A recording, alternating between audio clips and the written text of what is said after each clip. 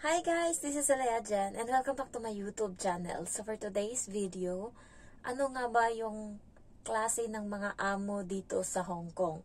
So alam niyo yun, mga ugali nila para hindi na kayo magulat kasi nga pagdating dito ma-expectation versus reality kayo. Ako, ina-expect ko pagdating dito mapagbigay yung amo ko, mabait, ganyan. So pagdating dito guys, walang ganun. Alam mo yung bago ako, nag-e-expect ako na, alam mo yon na ma-appreciate nila yung mga trabaho ko. Nung bago ako, ginagalingan ko. Tapos wala akong naririnig na kahit anong appreciation. Yung, ay, ganito wala. So, nagbago na ako. Simula nun, hindi ko na inintindi. Gagawa ako ng trabaho ko, pero hindi na ako nag-e-expect na babatiin ako, na magaling, ganyan, na good job. Wala nang ganun. Kasi dati, ginagalingan ko pero hindi na-appreciate. So, nung huli na, nasanay na ako. So, ano nga ba yung mga ugali nila dito? Merong dugyot, guys. May, ako kanina, subscriber ako na nakausap.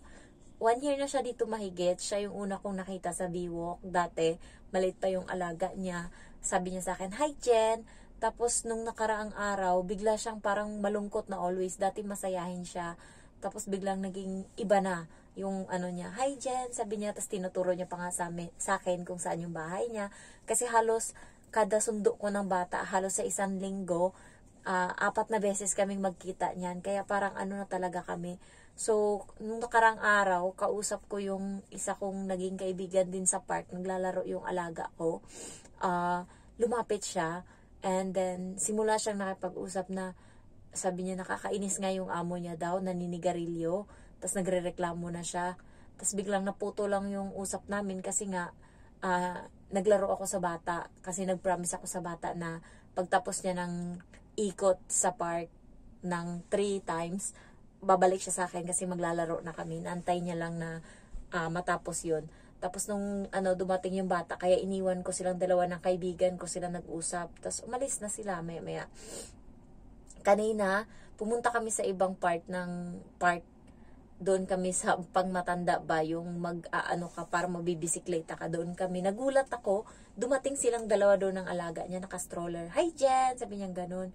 Tapos hello. Tapos yun na, nagsimula na siyang makipag-usap sa akin. Na-share niya na lahat. Umabot kami ng mga siguro 30 minutes mag-usap. Kasi nga, kahit na, alam mo yun, kahit na kailangan ko nang umuwi, hindi ko inuwi. Kasi nga, alam mo yun, madidepress ka. Kailangan mo nang makakausap. So, nung time na yun, kailangan niya nang makakausap. Senior niya lahat-lahat sa akin. Yung grabe yung naranasan niya doon. So, sabi niya magbe-break na ako ng contract. Hindi ko na kaya. Guys, yung amo niya is taga-Liking. Pero, doon siya nilagay sa lugar ng parents ng amo niya. So, sa mga matatanda. Hindi ko lang alam kung ilan yung, ilang taong gulang. Pero matanda na, syempre matanda na yung amo niya. Siguro mga 80 na, siguro 75 yung matatanda. So, nagrereklamo siya kasi nga naninigarilyo always yung matanda. Hindi lang, kakagising lang sigarilyo agad, ganyan. Parang may TB na nga. So, siya, nagmi-maintenance siya ng gamot kasi nga meron siyang hapo ata. Basta may sakit siya na kailangan niya ng gamot na ganyan. Tapos, always siyang nagiinom kasi parati siyang inaatake. So, nagreklamo siya sa pinakaamo niya, talaga yung pumirma ng kontrata. Tapos sabi sa kanya, wala na daw siyang magagawa. Wala daw magagawa. So, ayun, isa na yun. Pangalawa is dugyot, guys. Kakalinis niya lang ng CR, may dura na naman. So, grabe yung naranasan niya. Swerte pala ako sa amo ko kasi kahit pa paano hindi ko naranasan yan na pag nakita ko lang dyan na mayroong kadiri dyan sa CR, hindi ko na talaga mainit na ulo ko. Pero ganyang kakalinis niya lang, tas may dura na naman, ganyan. So, sabi niya pa sa akin, "Grabe sa kadugyutan Jen, wala kang masabi. Parang squatter pagdating ko dyan yung bahay nila, hindi mo maintindihan." Tapos nung matino na, kakagising ko lang, tas nagmap ako, biglang inagaw ng matandang babae yung map, tapos pag-agaw niya, natapon yung tubig lahat, basa yung yung sala. Sabi niya ganun, kakagising lang, umaga pa, umagang-umaga. Tapos sabi niya, "Hindi ganyan, pag map, ganito gawin mo." Sabing ganun daw sa kanya. So, sabi niya, tagal-tagal ko nang ginagawa yan. Ngayon ka pa magre-reklamo.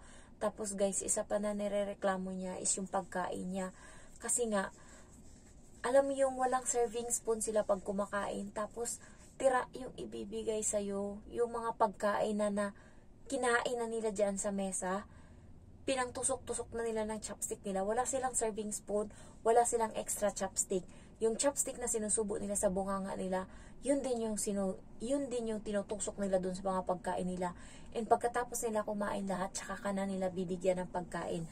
Nag-open up daw siya na kung pwede, bigyan siya muna bago yung hindi daw pwede. So, hindi niya kinakain yun. Kasi sabi niya, grabe Jen, kadiri, as in. Tapos parang may TV pa yung matandang lalaki. Tapos kakain ako ng ganyan. Sabi niya, kadiri talaga. Sabi niya, ginagawa ko, pinapasok ko sa kwarto, tapos tinatapon ko sa umaga. Sabi ko, paano ka kakain? Ano gagawin mo? Buti hindi ka pumapayat. Grabe, sobrang kati guys. Para akong mababaliw sa kakati. Na ko na nawala na. So, sabi niya is, nagbabaon siya ng kanin doon sa kwarto niya and bumibili siya ng ulam sa labas. O kaya kasi nga, ginagala niya yung bata, yung alaga niya kada hapon. Kaya ang ginagawa niya is, kumakain siya sa McDo. Ayan, kinakain niya. Kumakain na siya bago dumating sa bahay or bago sila umuwi. So, mahirap yung trabaho niya.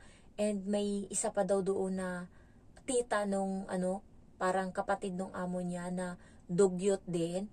Pag nagsi-CR, yung dugo nagkatay talaga doon sa upuan ng toilet bowl. And sa tumutulo pa sa sahig. So, sabi niya, kadiri talaga Jen. Tapos ako pa yung sasawayin. Sabi nila, yung regla mo, ganyan, ganyan. Hindi nga ako niregla. Katapos ko lang reglahin. Sabi niya ganun. So, mahirap yung trabaho niya. Makita mo kaganina sa kanya, puro mura yung lumabas sa bibig niya. Sobrang galit niya talaga sa amo niya. So, kayo guys, pag pumunta kayo dito, expect nyo na hindi ganun kabait yung mga amo. So, meron akong isang subscriber dyan or viewer na sabi niya, hindi ko gusto yung vlog mo kasi nga dinidiscourage mo yung mga domestic helper na wag na mag-apply dyan. Hindi ko sinasabi. Iba naman yung kapalaran ni Pedro sa kapalaran ni Juan, di ba? Iba-iba tayo na swerte, guys. So, kung swerte, kung malas ng isa, hindi ibig sabihin nun malas ka din. So, try your luck. And sa Hong Kong naman, kapag hindi mo kaya, pwede kang umuwi. Pag hindi mo kaya, pwede kang mag-break ng contract. Kaya, ito din yung pinili ko na lugar kung saan pwedeng magtrabaho. Kasi nga, aside from that, kung kailangan kong umuwi, makakauwi ako kaagad. Kung gusto ko mag-break ng contract, makaka-break ako kaagad. So, grabe na yung anto ko ngayon. Time check, it's already 1:30 in the morning. And then, wala kasi akong upload kagahapon. Kaya ayoko na matulog ngayon nang hindi ako nag-upload. So, grabe yung pinagdaanan niya. And maawa ka talaga. Sabi ko sa kanya, huwag mo nang pagtiyagaan yan. Marami ka pang makikitang amo kaysa sa magtiis ka dyan. Sabi niya, grabe kadiri talaga. And yung time pa daw na yung nasa bunganga ng matandang lalaki, yung ginanon-ganon na yung pagkain, tapos sinubo sa bibig ng bata. Yung bata is not even 1 year old. Sabi niya, tapos nagalit ako Jen kasi mahal na mahal niya yung alaga niya. Ginagawa niya yung best niya kasi hindi daw yan nakakalakad dati. Tapos pinapractice niya ganyan hanggang sa marunong nang maglakad ngayon kahit papano. Sa kanya galing yung gano'n na yan. Sabi niya, yung alaga ko, kawawa, ginaganyan nila. Tapos, napunta pa daw yan sa doktor kasi nga hinihika. Tapos pagdating doon, nagtanong yung doktor kung may naninigarilyo ba sa bahay. Nagsinungaling pa daw yung amo niya. Sinabi na wala. So, ibig sabihin, kampi talaga yung amo niya doon sa matatanda. Sabi ko sa kanya, sa sunod wag ka na magsumbong. Mag-break contract na lang kung yan yung gusto mo. Kasi wala kang mapapala. Hindi ka kakampihan. Sabi kong ganun. So, yung mga amo dito guys is kuripot, tamang hinala, mapagbintang, ayan. Tapos, nandiyan na yung perfectionist. Gusto nila parate malinis yung bahay, pero nung dinatnan mo, para namang squatter na. So, nag-iinarte na nung may katulong, pero nung wala din. So, aside from that is, madamot, yan, kuripot, syempre kapatid ng kuripot is madamot. And then, perfectionist. Also, yung mapaghinala ba, yung kahit hindi mo ginawa, ikaw yung sisisihin. So, may mga ganong issue. So, guys, parang lumulutang na ako sa alapah up. Gusto ko nang matulog. Bawi na lang ako bukas, okay? sabihin ko sa inyo kung saan kayo makakaukay-ukay dito sa Shamshoy po. Kasi bukas imimit ko yung isang subscriber ko. Mag-uukay-ukay daw kami. So, thank you for watching guys. And, grabe hindi ko na kaya. Thank you for watching and I love you all. Bye-bye.